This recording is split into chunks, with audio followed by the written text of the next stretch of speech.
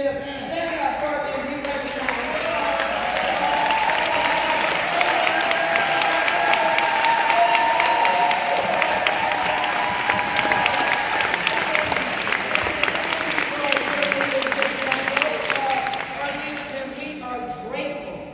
For the work that they are doing, and we're also just grateful to have Commissioner Johnson and Commissioner Gaines also here with us. And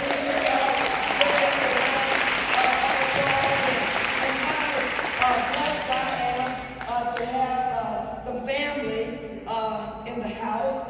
My cousin is here, and I am just so excited. I didn't know I had to come to Fort Pierce to get to see it, but here I am.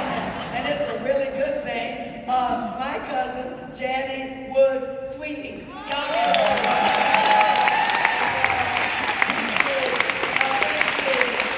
Y'all are feeling good tonight. Y'all, you can back there and say I'm feeling good tonight. Let me make this announcement. I am Val Demmings.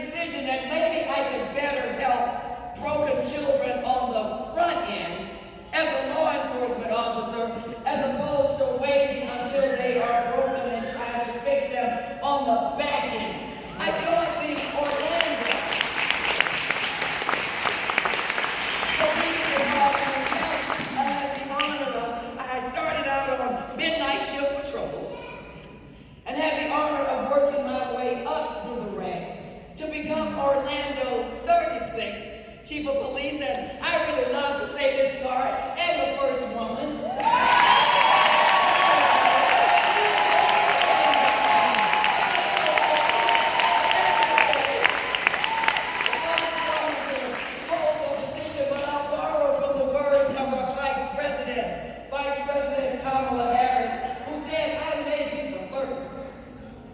But if we do what we should do as a nation, I sure won't be wrong.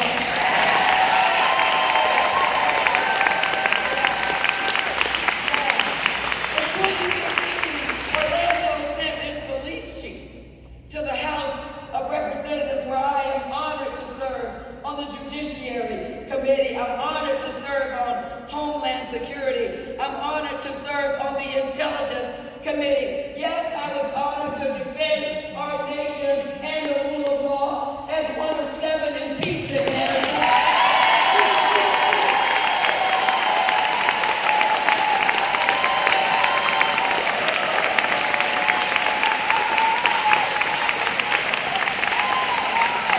In the first impeachment trial, I don't know how often we get to say that. And now I am running for the United States Senate, and St. Lucie, I'm running to win.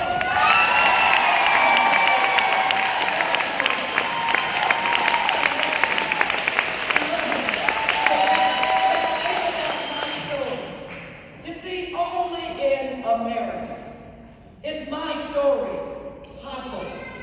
And now I am on a mission to make sure that every man, every woman, every boy and every girl, regardless of who they are, the color of their skin, how much money they might have, where they live, their sexual orientation, sexual identity, or religion, will have an opportunity to succeed.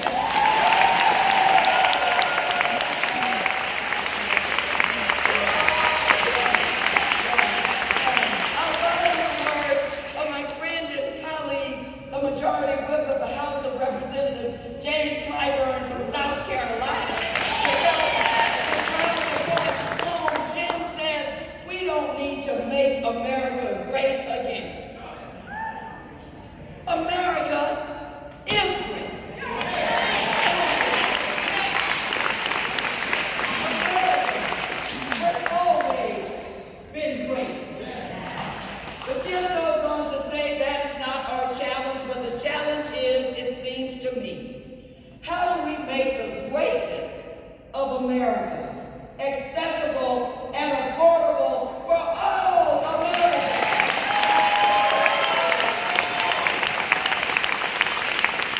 That is the work before us, and that is why I am running for the United States Senate, and I'll say it again, I'm running to win.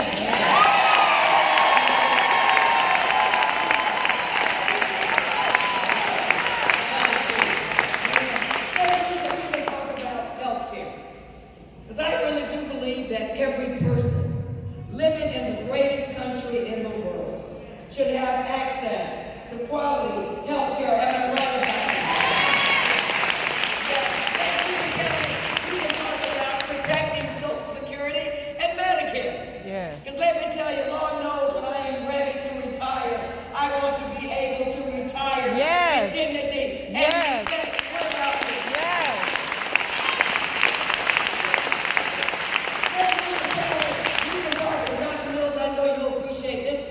We can talk about education. Now let me say this, where you decide to send your children or your grandchildren is your personal family decision.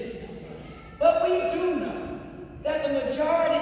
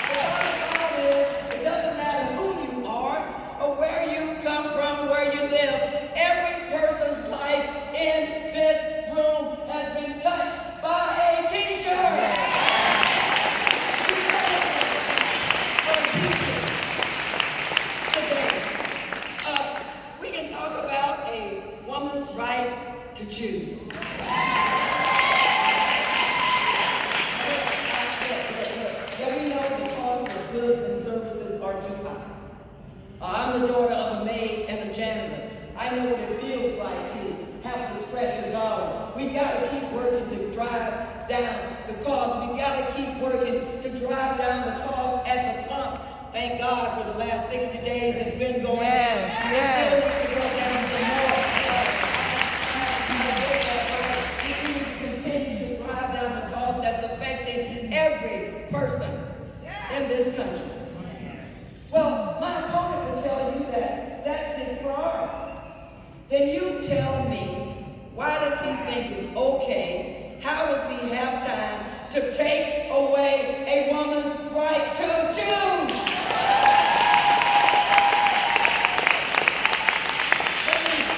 Let me be clear about this, St. Lucie. Let me be clear. As a former police chief, I hate to have to keep repeating myself over and over again, but it seems like on this one, I got to keep repeating myself. So let me be clear, we're not going back.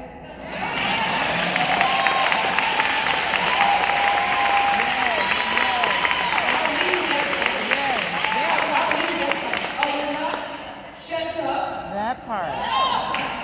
And we're not sitting down. We're going to fight and fight and fight some more for a woman's right to choose.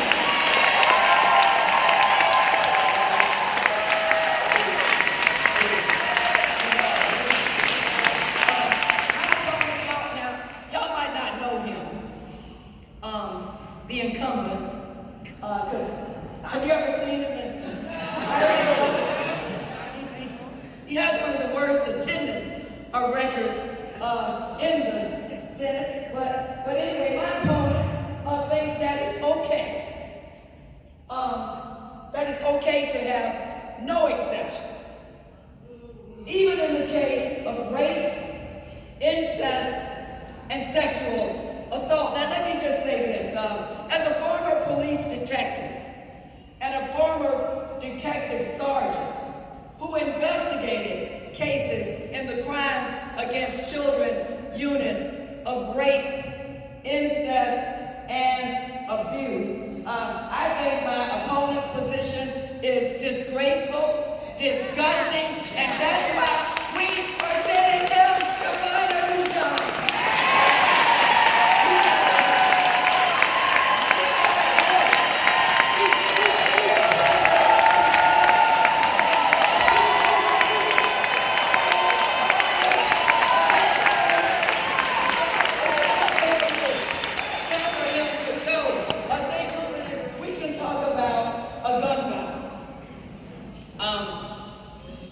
How long? We live in the greatest nation in the world. I believe that to my heart to be true. So as the greatest nation, I ask you, how long will we sit back and watch innocent people being gunned down in innocent places? How long the children in Uvalde, with their experience their first day back to school today, how long will we watch our children gunned down in first grade, in fourth grade, in high school, on a college campus? How long will we watch people being gunned down at a mall, at a grocery store, at a movie theater, at a concert, in a nightclub in my district in Orlando? How long will we sit back as the greatest nation and watch innocent people being gunned down in innocent places? Well, I can tell you, St.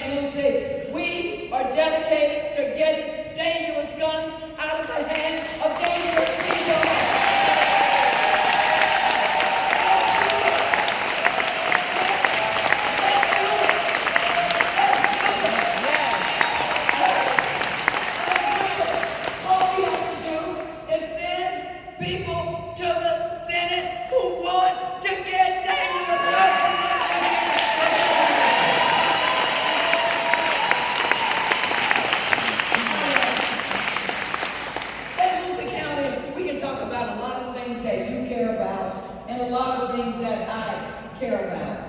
But unless we protect the right to vote,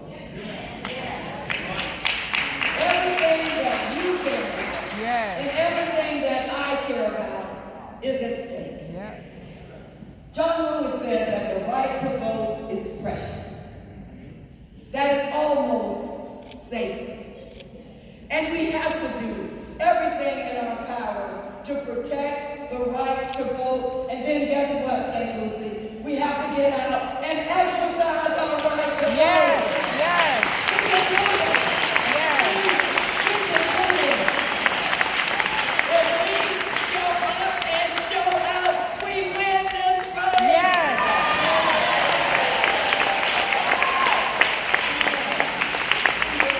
This race, I announced my candidacy on June 9th of last year. And every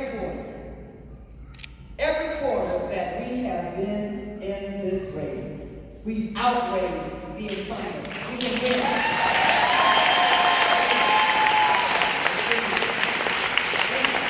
We can win. First quarter, we outraised him by $700,000. Second quarter, we outraised him by $2 billion. Third quarter, we outraised him by $2.5 million. First quarter of this year, my opponent raised $5.8 million. I mean, that's respectable. But we raised $10 million.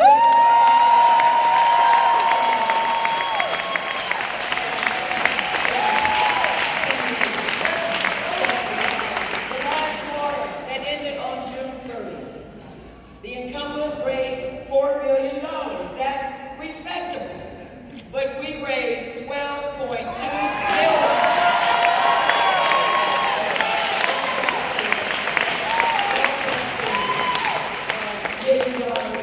We can win of this race. We have been traveling the state from the Panhandle down to the Keys.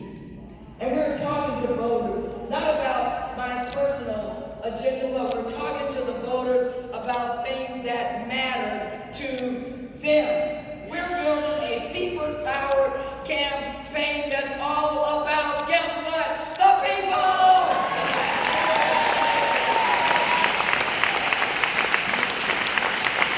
What does this race matter? What are we fighting for so hard for? I was in the Capitol on January 6th. I was there to witness the peaceful.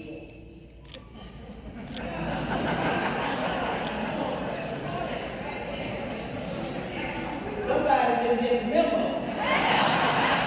The peaceful transfer of power. And you all know all hell broke loose on that day by people who refused to accept the will of the people. St. Lucie, understand what that day was all about. It was refusing. The people had spoken. And it was about people who refused to accept the will of the people. So they broke windows out of the Capitol and broke down doors and beat police officers with pipes, baseball bats, and flagpoles carrying the American flag. I remember being next to my friend and colleague, one of my classmates in Congress, Lisa Blunt Rochester from Delaware, and she looked at me and she said, "Val, what do you think is going to happen?" As the sergeant at arms told us to get down on the floor and put on our gas masks. And I said, "Lisa, all I could think about was all those nights on the streets. I did have to feel my waist, though. There was nothing there. All those nights as a law enforcement officer, all those days, 27 years. But I said to her, I said, "Lisa, I'm not sure what's going to happen. But if we all die today," and I said that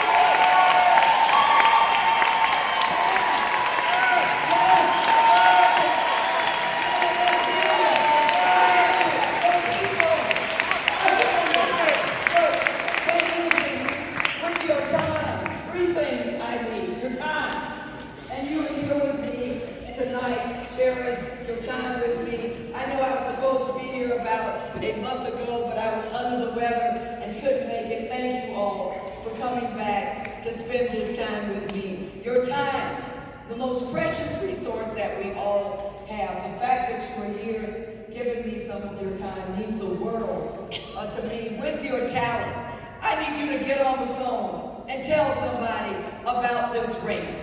Tell somebody why this race matters. You know, we always say this is the most important election of our lifetime. But let me tell you, think about what I told you about January 6th. This is the most important election of our lifetime. What are we fighting for? We're fighting to protect the Constitution, uphold the rule of law, and defend our democracy.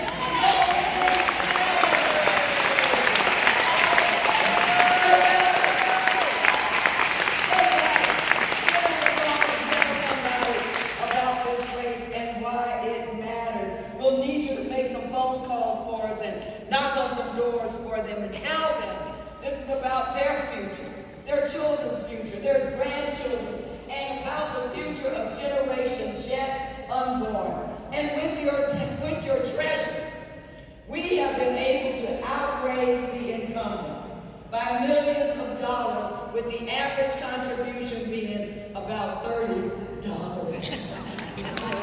Wow. What's that tell you? My brother was doing an interview the other day, and he said, "Who are all of these people?"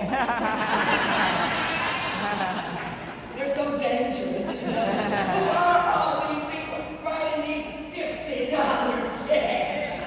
Where did these people come from? Well, some of them come from my church. Y'all know how the little old ladies do. They'll write the check and fold it up and put it in my hand, and then they'll say, "Baby, you take this, because I'm not going online. I'll go give you this check." These are people who have to go to work every day, or people who have had to go to work every day, but they believe that they should have representation in the Senate who sees them and hears them too.